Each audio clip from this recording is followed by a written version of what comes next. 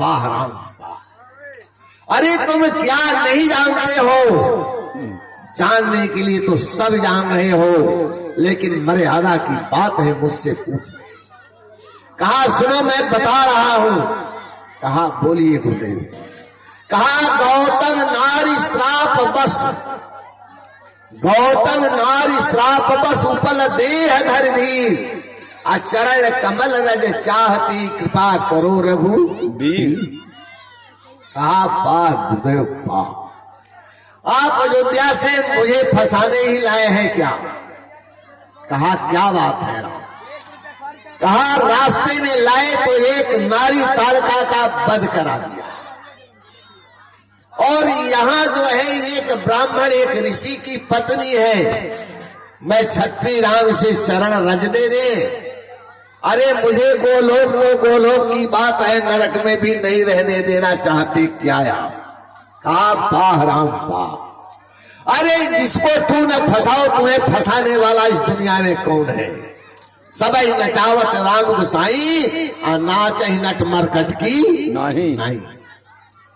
कहा वहां नारी और पुरुष की बात कर रही थी। मैंने कहा ये समाज की शोषण करने वाली नारी है, इसका वध कर दो, और जो समाज की शोषित नारी है इसका उद्धार करा देंगे। आज यहाँ ब्राह्मण और क्षत्रिय की बात कर रहे हैं। कहा मैं तो कह रहा हूं, थोड़ा सा श्रोता बंधु ध्यान देंगे। कहा मैं तो कह रहा हूं दोनों की जाति एक है, न ये ब्राह्मणी है न तुम क्षत्रिय हो। कहा महाराज दोनों की जाति कैसे एक है? आपने कैसे मान लिया कि दोनों की जाति एक है? कहा राम एक बात बताओ, इस धरा धाम पर देवर्षि नारद के श्राप के कारण आए, इस धरा धाम पर देवर्षि नारद के श्राप के कारण नर रूप में आए हो, और ये एक ऋषि के श्राप के कारण जो है शिला बनी हुई है। अगर दोनों श्रापित हैं तो दोनों की बताओ जाति एक हो गई कि नहीं हो गई जब दोनों श्रापित हैं? राम जी ने कहा कहा एक बात और है राम। कहा बोलिए गुरुदेव। कहा मैंने कहा दोनों की जाति एक है। कहा हाँ। कहा गुरुदेव कैसे? कहा जिस समय इसे अवतार लेने के पहले भक्तराज प्रहलाद को बचाने के लिए तुम कहां से आए थे? भक्तराज प्रहलाद को बचाने के लिए कहां से आए थे?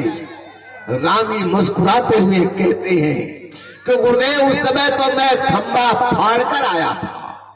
कहा पत्थर का खंबा फाड़ कर आए थे? कहा हाँ। कहा बताओ पत्थर की औलाद पत्थर नहीं होगी तो और क्या होगी?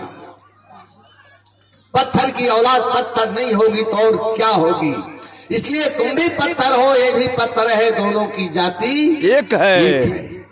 कहा राम एक दिन एक पत्थर ने अपने हृदय से अपने अंदर से भगवान को प्रकट किया था, ये कर्जा तुम्हारे ऊपर है, और मैं आज चाह रहा हूं इस पत्थर से एक भक्त को प्रकट कर दो, अपना कर्जा चुका दो। एक दिन पत्थर भगवान को अवतार दिया था, आज एक पत्थर से भक्त को पैदा कर दो, तुम्हारा ऋण उऋण हो जाएगा।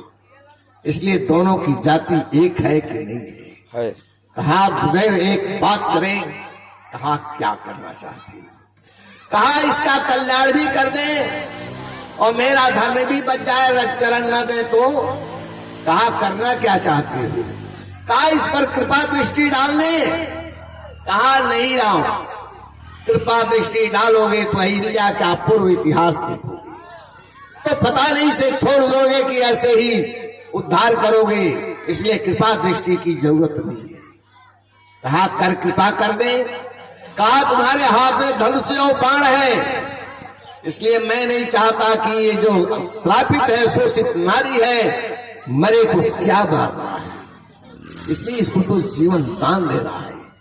और चरण रज में जब ये पड़ेगी ना तो इसका अपराध नहीं देखा जाएगा, इसलिए तुम इसका चरण रज देकर चरणों में शरण देकर इसका उद्धार कर दो।